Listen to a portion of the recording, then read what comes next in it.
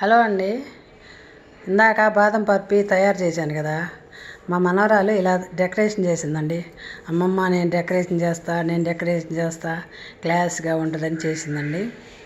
ఇదిగోండి మా మనవరాలు చేసింది. 7th చదువుతుందండి. ఇది ఇలా ఇలా రెడీ చేసింది. బాగుందండి. చిన్నపిల్ల కదా, ఏదో అలా చేసిందండి. ఆమెకి వచ్చినట్టు చేసింది.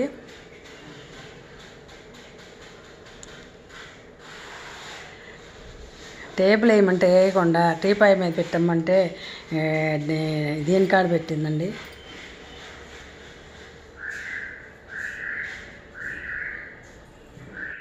డ్రెస్సింగ్ టేబుల్ కాడ పెట్టిందండి.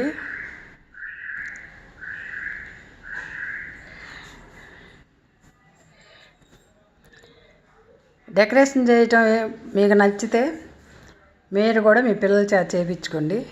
చాలా బాగా నచ్చిందండి. నాకు కూడా చాలా బాగుంది. అమ్మమ్మ నీకు కూడా రాదు ఇలాగా, నేను బాగా చేశాను కదా అని అడిగిందండి. అవునమ్మ చాలా బాగా చేసావని చెప్పాను. నాకు థ్యాంక్స్ చెప్పమ్మమ్మ అని చెప్పిందండి. థ్యాంక్స్ అమ్మ అని చెప్పాను.